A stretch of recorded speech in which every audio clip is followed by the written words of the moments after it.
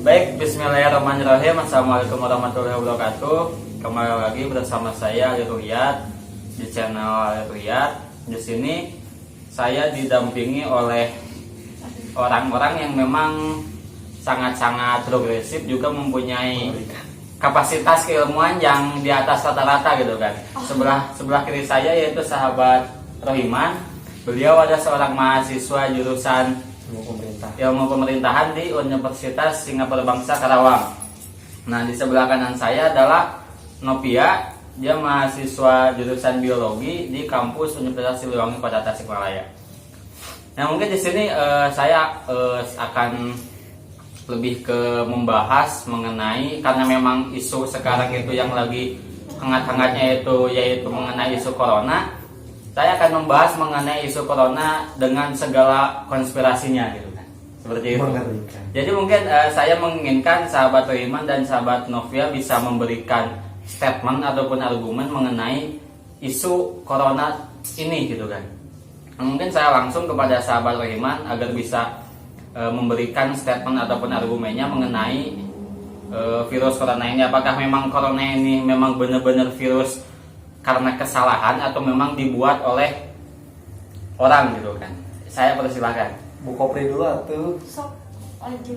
Ya, silakan. Salam pergerakan mengerikan. Itu siapa yang komen? Muarif. Warif dari Kediri. Mojokerto dia. Oke, ngomongin corona ya, ini karena bakal ditayangin di situs bukan di situs apa? Tersetuju. Di channel YouTube-nya Cali.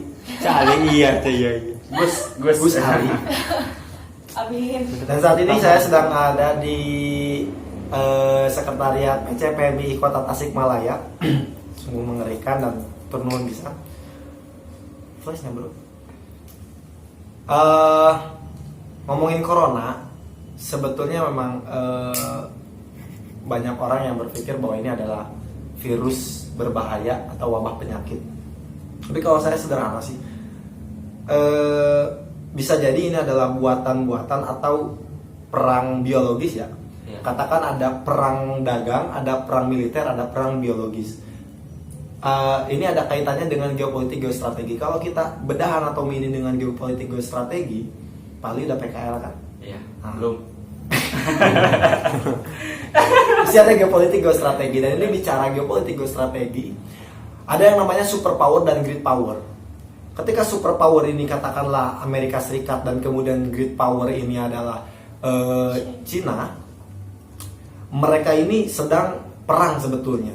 Nah, ini bisa efek pada Indonesia, cuman kita nanti bicarakannya nanti. Dari superpower dan great power ini, kalau di geopolitik geostrategi pasti akan terjadinya balancing of power.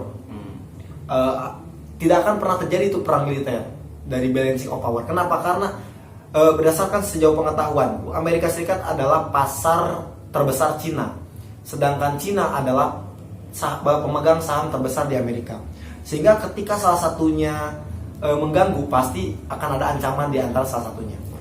Itu juga yang terjadi bagi Indonesia dan Malaysia, ada balancing of power. Ketika Malaysia beli pesawat tempur, pasti Indonesia beli pesawat tempur. Ngomongin masalah pertahanan, kalau kita bahas perang dagang antara Cina dan Amerika, ini terjadinya perang dagang dan balancing of power daripada perang dagang itu sendiri. Iya. Kemudian kenapa sih harus ada yang namanya corona, dan ini keluar dari Cina, di Wuhan pertamanya. Wabah ini terjadi dari Wuhan. Kalau aku boleh pakai teori konspirasi dan kemudian meminjam dari gagasannya dan Ken Halas, bicara tentang agitasi dan propaganda atau propaganda non agitasi. Ini maaf ya kalau salah ya, kita bisa boleh sharing lah di sini. Bos, propaganda ini akan dilakukan secara masif oleh negara superpower. Dan inilah cara untuk bagaimana menjatuhkan pasar dagangnya Cina. Sehingga akan terjadi gangguan dari roda perekonomian, impor ekspor lah dan sebagainya. Lantas apa pengaruhnya bagi Indonesia? Karena saat ini yang kita rasakan dan kita ketahui, kiblat dagangnya kan, kiblat luar negerinya Indonesia ini sedang berarah pada poros China. Sehingga wajar saja ketika Indonesia merasakan efek sampai sekarang inflasi atau kurs lah katakan kurs rupiah pada dolar ini sampai mencapai 16.000 kemarin ya. Iya. Atau 15.000 hampir Udah nyampe 16. udah sampai 16.000. Itu efeknya. Kenapa? Karena impornya Indonesia ke Cina, maksudnya ekspornya Indonesia ke Cina, kemudian impornya Cina ke Indonesia ini bisa mengganggu roda perekonomian sebetulnya. Lantas apa efeknya pada perekonomian Indonesia? Itu tadi bisa jadi kurs dolar pada rupiah juga semakin melonjak. Kemudian kita reaksikan pada apa ya? Kenapa harus pendidikan sebagai alat pencegahan virus, kayak misalnya meliburkan dan aktivitas dan sebagainya, harus ada social distancing. Ya inilah yang harus kita kritisi ya sebagai kader, karena memang begini loh, kenapa saat ini yang harus menjadi korban adalah roda pendidikan dibanding roda bisnis. Ternyata roda bisnis masih tetap berjalan, Pak Ahmad, masih tetap berjalan sebagaimana mestinya. Sekolah diliburkan tapi pekerja pabrik tidak diliburkan. Artinya kita bisa menilai bahwa pemerintah lebih mengorbankan pendidikan daripada pada moda bisnis, sehingga dia harus tetap roda perekonomian ini berjalan meskipun harus mengorbankan kesehatan dari tenaga kerja. Jadi dalam social distancing itu mungkin pemerintah memilah dan memilih juga gitu kan, mana yang harus di social distancing kan, seperti misalkan lembaga pendidikan dia diliburkan tapi buruh-buruh tidak gitu kan, karena nantinya takut mengganggu roda perekonomian. Iya, artinya lebih memilih bagaimana roda perekonomian tidak terganggu. Ya. Karena jika roda perekonomian terganggu ya sistem yang ada ngomongin masalah ekonomi itu akan terganggu juga. Gitu kurang lebih. Ya mungkin tadi mengenai sudut pandang dari sahabat Beriman mengenai penjelasan tentang corona. Selanjutnya dilanjut ke sahabat Novia, karena memang sahabat Novia jurusan biologi, lebih fokusnya mungkin bisa lebih menjelaskan mengenai virus corona tersebut gitu kan, ataupun bisa juga mengkaitkan tentang teori-teori konspirasi gitu kan. Saya persilahkan. Baik. Berat ya. Kalau misalkan secara biologis kita berbicara fenomena hari ini saja, karena kalau berbicara bahaya atau tidak, sekecil apapun penyakit itu, kalau misalkan memang tidak ditangani ya tetap saja berbahaya gitu. Nah, sebenarnya virus ini kalau tadi disinggung merupakan virus buatan, ya mungkin saja gitu ya. Sebenarnya kalau misalkan kemarin ada pemberitaan bahwasanya virus corona ini merupakan virus yang pertama kali muncul di tahun 2019, tetapi pada kenyataannya ada beberapa sumber yang menyebutkan bahwasanya virus corona ini pernah terjadi beberapa tahun sebelumnya kalau gak salah gitu, tapi takut salah gitu, nanti bisa dikoreksi lagi. Dan itu sudah ada penawarnya. Dan kemarin disinggung bahwasanya ketika pertama kali terjadi di Cina, dikatakan bahwasanya virus corona ini belum ada obatnya. Nah, tetapi kalau misalkan melihat dari sejarah bahwasanya dulu juga pernah terjadi corona, itu sudah ada obatnya. Dan alhamdulillah sekarang muncul lagi gitu ya. Kalau misalkan ngomongin ada sedikit mungkin nanti bisa dikaitkan dengan perekonomian juga, perang perekonomian global gitu. Bahwasanya kemarin juga telah muncul vaksin penawar virus corona itu, dan berasal dari Cina juga. Nah, jadi Cina yang bikin penyakit, Cina yang ngobatin. Betul. Nah, jadi kalau misalkan menurut saya gitu ya, saya lebih melihat dampak dari isu-isu yang menyebar di masyarakat luar gitu. Bahwasanya masyarakat sekarang menjadi sangat khawatir, apalagi Indonesia. Yang tadinya masih santai-santai sekarang ketika memang ada beberapa yang terjangkit gitu menjadi sangat khawatir. Sebenarnya menurut saya untuk masyarakat di luar sana dalam menangani virus corona ini saya menghimbau mungkin ya jangan terlalu diambil reaksi. Reaksinya itu jangan terlalu khawatir gitu, jangan terlalu berlebihan. Apapun penyakitnya gitu, pasti adalah obat penawarnya walaupun tidak hari ini gitu. Dan sekarang pun di Cina kan sudah dibuktikan bahwasanya ada vaksin penawar dari corona. Nah, sebenarnya meskipun tidak menggunakan vaksin tersebut, kita juga bisa melakukan beberapa pencegahan seperti yang dihimbaukan oleh pemerintah. Itu juga merupakan suatu langkah yang memang dapat diambil gitu ya oleh kita untuk menghindari virus corona. Iya, iya. Dari mulai mungkin ya gaya hidup masyarakat di Indonesia yang mungkin tadinya masih apa ya dalam tanda kutip jorok lah, Tidak higienis. ya tidak higienis, kurang bersih, mungkin bisa untuk sekarang karena ada fenomena ini bisa lebih hidup bersih, hidup sehat. Pola hidup sehat itu bisa dari kebersihan, bisa dari makanan dan sebagainya gitu.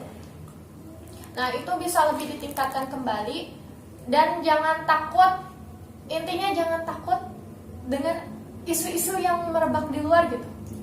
Jangan sampai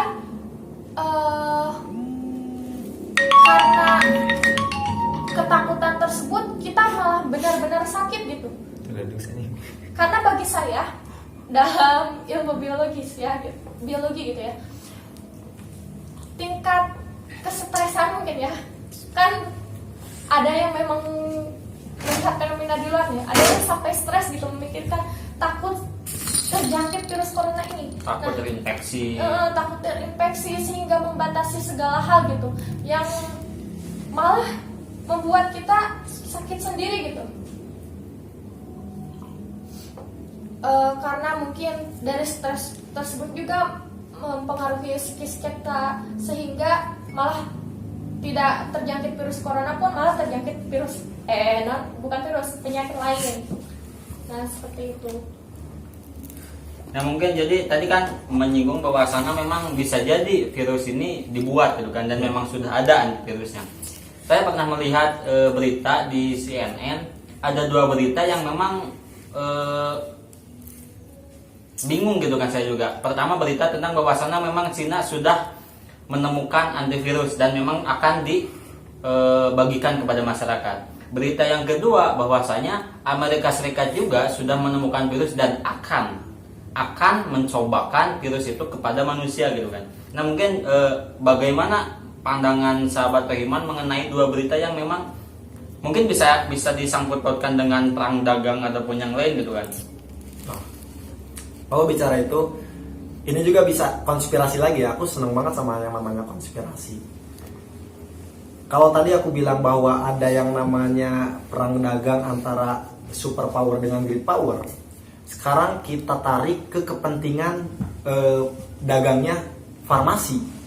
Oke, kita tarik dulu secara histori bahwa kenapa rokok dilarang oleh Menteri Kesehatan, kemudian kenapa rokok dilarang di dunia. Dengan kata kita kalau tarik secara histori, rokok dilarang itu bisa jadi itu juga adalah perang dagang antara farmasi dengan tembakau, pengusaha tembakau dengan pengusaha farmasi, sehingga yang memiliki modal banyak ini adalah pengusaha farmasi, sehingga si pengusaha farmasi ini melakukan segala cara untuk bagaimana obat-obat itu menjadi kebutuhan masyarakat dibandingkan tembakau.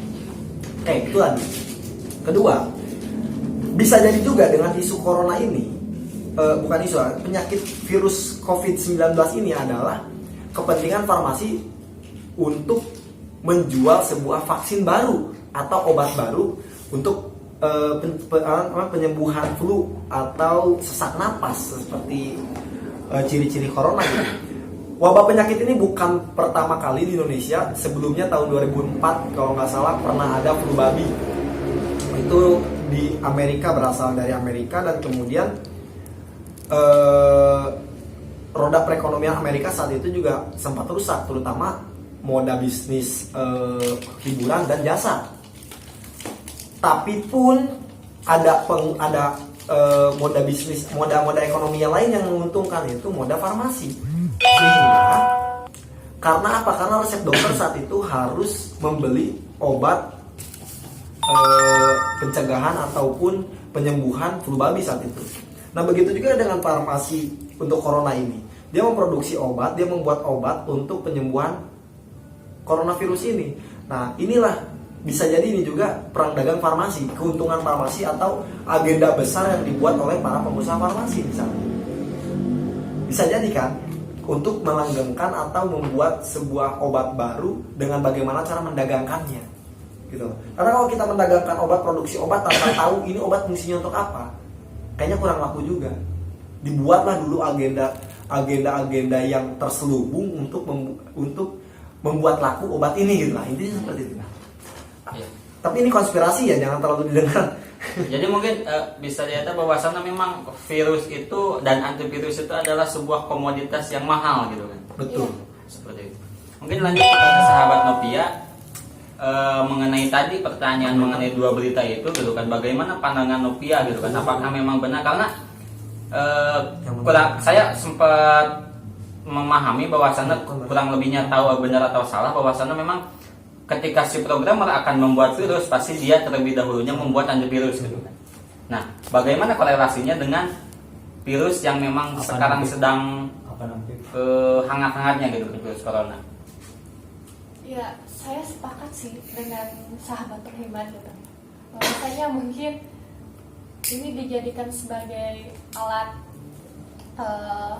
untuk peluncuran sebuah obat gitu ya. Tapi takut terlalu apa ya? Sujon. Nggak apa-apa kan judulnya konspirasi. Judulnya konspirasi. Ya. Jadi apapun bisa dikait-kaitkan. Jadi benar bahwasanya yang namanya virus pasti terlebih dahulu akan dibuat antivirusnya gitu. Iya. Dan memang kan sebelum-sebelumnya juga kata saya tadi, karena saya lupa lagi ya artikelnya, yang virus corona ini pernah terjadi di beberapa tahun sebelumnya gitu ya. Jadi dan sudah ada penawarnya gitu. Jadi menurut saya ini sepertinya memang virus yang sengaja dibuat untuk mensukseskan agenda. Iya. Agenda yang nantinya ke Illuminati dan Freemason. Nah, itu nanti kesananya Illuminati. Apalagi gini. Terus elit global. Iya. Nah, apalagi untuk di Indonesia sendiri, ketika memang Indonesia belum terjangkit nih, di Indonesia sendiri roda perekonomian itu sangat terpengaruh gitu dengan adanya isu-isu seperti itu. Kemarin sebelum adanya vaksin, dengan masker saja Indonesia sudah menjadi harga masker itu di Indonesia makin melambung gitu. Nah, jadi dengan adanya isu global di luar, meskipun Indonesia belum terjangkit, Indonesia memang salah satu negara yang mudah terpengaruh gitu. Entah ada permainan seperti apa di belakangnya, entah apa ya, susah lah. Karena memang saya sempat nonton film Contagion yang dirilis tahun 2011. Jadi alur film dalam Contagion itu hampir sama dengan virus corona sekarang gitu kan. Bagaimana dalam alur film Contagion itu kan berbicara mengenai virus yang memang awal mulanya muncul di Tiongkok, langsung antara perkawinan virus kelelawar dan babi gitu kan. Dan corona pun kan perpaduan dari virus kelelawar dan babi kalau tidak salah gitu kan. Nah itu langsung kalau misalkan tadi melihat Novia berargumen bahwasannya ketika misalkan negara Indonesia adalah bisa dikatakan negara yang baru-baru ini memberikan edaran bahwasannya virus corona itu berbahaya, karena memang dulu bahwasanya Indonesia itu tidak ada pasien yang memang tidak terjangkit ataupun terinfeksi virus corona gitu kan. Nah mengenai pandangan Rohiman gitu kan, melihat situasi seperti ini, apakah memang ketika negara-negara lain sibuk melakukan social distancing bahkan sampai lockdown gitu kan, tidak boleh ada turis asing masuk ke negaranya gitu kan, Indonesia cenderung malah lebih ke membayar influencer untuk meningkatkan pariwisata khususnya gitu kan. Bagaimana pandangan Riman mengenai hal itu? Aku pikir sih sederhana bahwa itu semua adalah kebijakan negara untuk menyelamatkan masyarakatnya. Pada intinya itu juga menyelamatkan roda perekonomian karena ada misi khusus masalah ekonomi. Tapi sederhananya yang aku khawatirkan dan aku sayangkan dari respon masyarakat saat ini mengenai virus corona adalah terlalu reaksioner. Jadi memang kita harus tetap waspada, tapi tidak berarti kita harus benar-benar ketakutan sehingga ada pertama kali corona dikabarkan masuk ke Indonesia, ada positif corona di Indonesia, itu langsung panik buying, langsung belanja sebanyak-banyaknya sehingga masker sampai langka, kemudian hand sanitizer juga langka, meskipun sekarang ada beberapa organisasi dan kampus-kampus dan beberapa ya yayasan-yayasan yang memproduksi hand sanitizer. Cuma ya inilah yang aku sayangkan itu adalah reaksionernya masyarakat yang begitu keterlaluan. Justru bukan kewaspadaan yang ditimbulkan, tapi malah kepanikan yang ditimbulkan, sehingga ya wajar saja. Dan aku sepakat dengan tadi pemerintah ya untuk menyelamatkan roda perekonomian, meskipun memang di beberapa sektor yang lain ternyata mengorbankan hal-hal yang lain juga begitu.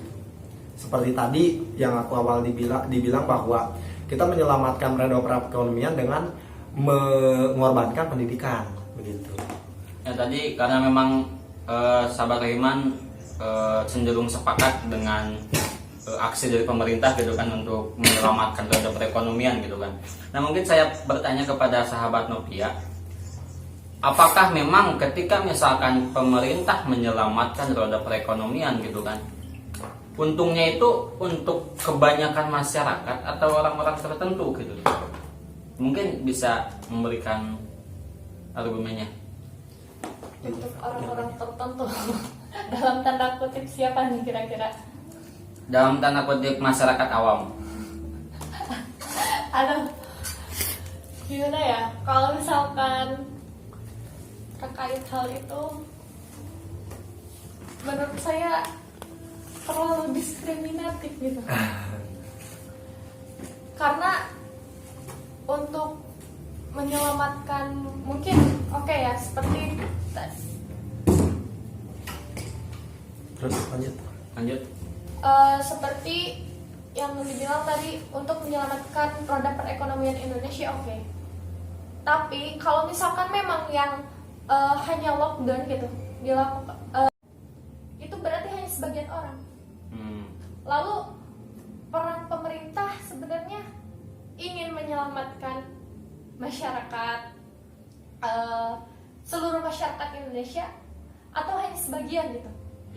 Atau hanya si masyarakat dijadikan tumbal untuk kepentingan ekonomi kapitalis? Nah, seperti itu. Oh, iya. Mungkin. Soalnya apa ya? Kenapa hanya pendidikan gitu yang diberhentikan? Kenapa tidak semua? Karena mungkin kalau misalkan memang pemerintah Indonesia benar-benar khawatir gitu terhadap semua masyarakatnya, kenapa hanya pendidikan? Kenapa seperti guru-guru pabrik ya yang masih mendukung terhadap kemajuan roda perekonomian tetap dipekerjakan gitu? Ya mungkin jadi gitu. Jadi ada memang aksi yang memang dikatakan diskriminatif dari pemerintah terhadap masyarakat gitu kan. Iya. Masyarakat tertentu ya khususnya seperti itu. Tetapi kalau misalkan menurut saya gitu ya, kan apa ya, kalau misalkan memang tidak ingin menimbulkan kecemasan gitu, karena di kita memang untuk beberapa wilayah nih masih apa ya, dibilang ada yang zona aman lah dari virus corona gitu. Untuk zona pendidikan bahkan kalau misalkan tidak ingin menimbulkan kekhawatiran, ya lebih baik berjalan seperti biasanya. Hanya saja ada beberapa batasan gitu. Jangan sampai dengan imbasnya pendidikan dikerumahkan gitu ya, belajar di rumah, bahkan work from home gitu. Work from home. Segala aktivitas di rumah itu kan bohong ya. Ternyata tetap saja gitu yang beraktivitas di rumah itu hanya pendidikan gitu, yang lainnya tetap ada di luar gitu. Bahkan ada beberapa orang yang memang menjadikan kesempatan dalam social distancing ini. Misalkan sekolah-sekolah diliburkan gitu kan. Ya di negara-negara lain diliburkan itu ya oke, dia berdiam di rumah mengisolasi diri dari dunia luar. Tapi masyarakat Indonesia, bukan berarti saya menyalahkan masyarakat, mungkin pandangan-pandangannya yang disalahkan. Banyak ketika sekolah diliburkan itu malah dijadikan ajang untuk liburan gitu kan. Banyak berita-berita seperti di Tempo ataupun di Detik bahwasanya ya ketika sekolah diliburkan malah banyak yang liburan ke puncak Bogor ataupun ke pantai-pantai gitu kan. Jadi mungkin cara yang paling konkret dari pemerintah gitu kan, ketika memang pemerintah tujuannya melakukan social distancing nanti agar menghambat gitu kan penyebaran virus ini, tapi realita di masyarakat itu banyak yang liburan gitu kan. Apa sih solusi yang harus ditawarkan kembali dari pemerintah kepada masyarakat agar tidak dijadikan kesempatan juga oleh masyarakat gitu kan? Bisa social distancing. Pada intinya ini adalah langkah pemerintah pertama untuk menyelamatkan masyarakat ya. Tapi bagaimana dengan yang liburan? Aku pikir kenapa harus diambil langkah social distancing? Pemerintah itu tidak melockdown dulu, tapi social distancing dulu. Sebenarnya social distancing juga ini adalah masuk ke dalam lockdown, cuman namanya partial lockdown. Jadi tidak terlalu benar-benar dimatikan aktivitas itu, masih bisa. Nah, social distancing kan hanya jaga jarak saja. Jadi roda perekonomian tetap bisa terjaga, aktivitas masih bisa terjaga. Dan maka dari itu solusi yang tepat juga sih sebetulnya social distancing. Solusi yang tepat ya. Cuman respon dari masyarakat sendiri mungkin yang bisa dikatakan apakah memang ini dari masyarakatnya atau memang pemerintahnya yang kurang memberikan sosialisasi kepada masyarakat gitu. Baik lagi ke penyadaran masyarakat ya. Baik lagi ke penyadaran diri dari masyarakat itu sendiri bahwa sebetulnya kepentingannya untuk apa gitu. Pemerintah kan tetap masih berpikir bahwa pemerintah itu bertujuan untuk menyelamatkan masyarakatnya. Nah, respon masyarakat ini dari social distancing ini justru malah dipakai liburan. Tapi hemat saya, efeknya dari social distancing dan apalagi harus di lockdown ini sangat berat.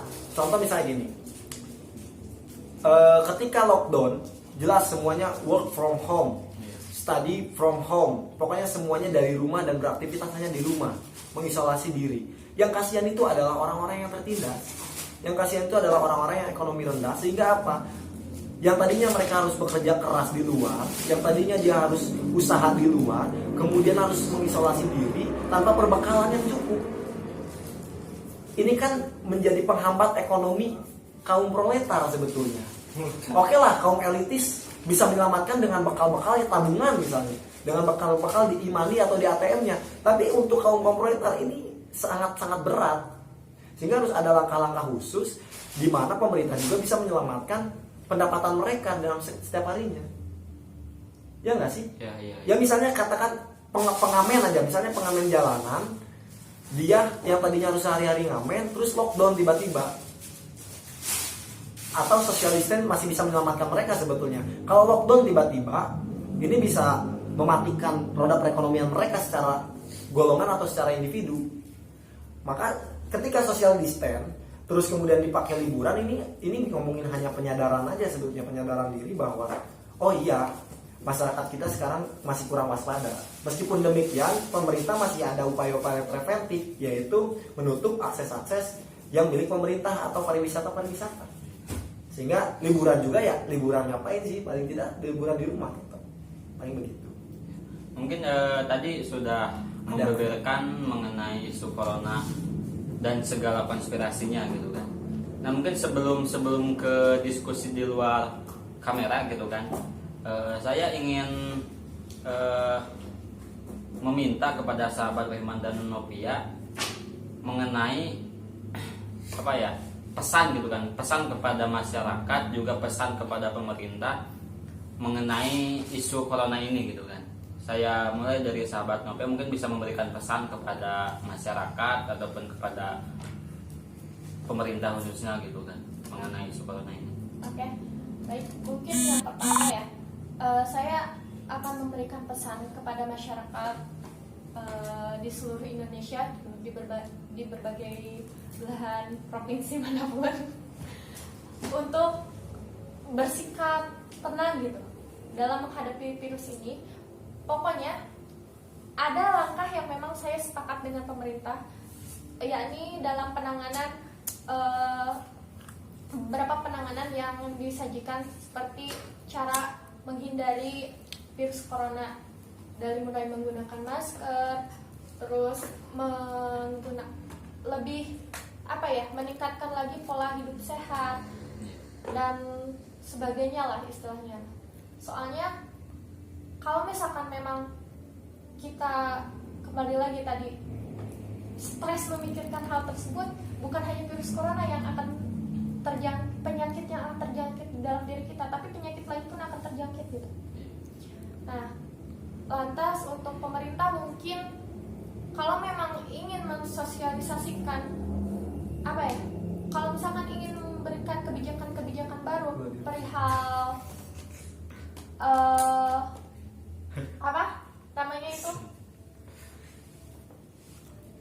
pencegahan, supaya masyarakat lebih berhati-hati gitu, menggunakan solusi yang lebih manis lagi gitu, sosialisasi kepada masyarakatnya supaya masyarakatnya sadar pun harus diperhatikan, karena memang terutama ya mungkin di media sosial banyak masyarakat yang memang berasumsi dengan berbagai perspektif pemikirannya gitu, yang memang malah dari pandangan terhadap virus corona ini menjalar kemana-mana gitu. Iya. Mungkin itu saja. Ya mungkin itu pesan dari sahabat Nopia. Selanjutnya kepada sahabat Rohiman mungkin bisa memberikan pesan kepada masyarakat mengenai isu corona ini. Apa sih langkah yang harus dilakukan oleh masyarakat ataupun langkah yang harus dilakukan selanjutnya oleh pemerintah terkait gitu. Sebetulnya kalau kita beri pesan terus berikan kewaspadaan, seakan-akan aku mempercayai adanya corona ini. Ini sangat bertabrakan dengan apa yang aku sampaikan di awal. Cuman gak jadi masalah karena memang aku di awal membicarakan soal konspirasi, dan saat ini kalau seandainya memang coronavirus ini, ya kan konspirasi ini judulnya adalah propaganda, bukan ketiadaannya virus ini. Tapi yang jelas jika memang virus ini benar-benar ada dan kemudian banyak memakan korban jiwa, tentu kita juga harus waspada. Jangan sampai menganggap ini enteng. Ketika pemerintah sudah memberikan pesan untuk social distance atau bahkan lockdown di kemudian hari, kita ikutilah apa yang menjadi anjuran pemerintah, karena tentu kita harus ikuti apa kata ahli ya. Kemudian jangan sampai kita tidak menjaga diri, ya kayak misalnya tidak beraktivitas di luar. Yang penting yang harus kita lakukan saat ini adalah hifdzul nafsi dulu, menjaga diri dulu, bagaimana mengamankan diri, mencintai diri dulu. Jangan sampai kita seakan-akan menganggap enteng, kemudian kita baru merasakan efeknya. Yang kedua, jangan terlalu reaksioner, jangan terlalu menanggapi panik. Waspada harus, hati-hati harus, tapi tidak dengan panik. Gitu aja. Ya mungkin itu pesan dari sahabat Rohiman. Mungkin untuk pembahasan corona dicukupkan sekian. Pesan dari saya sendiri mungkin mengenai isu ini, waspada boleh gitu kan, cuman panik jangan gitu kan, karena panik nanti akan mengakibatkan nantinya kekacauan gitu kan. Dan juga dalam pesan mengenai konspirasinya mungkin saya terinspirasi dari film Now You See Me. Di balik kejadian yang besar itu pasti ada pengalihan yang besar juga. Betul. Ya, mungkin itu yang bisa saya sampaikan dari sahabat Rohiman dan Nopia. Juga saya ucapkan terima kasih. Semoga video ini bermanfaat bagi penonton juga. Mungkin itu yang bisa saya jelaskan. Terima kasih. Assalamualaikum warahmatullahi wabarakatuh. Waalaikumsalam.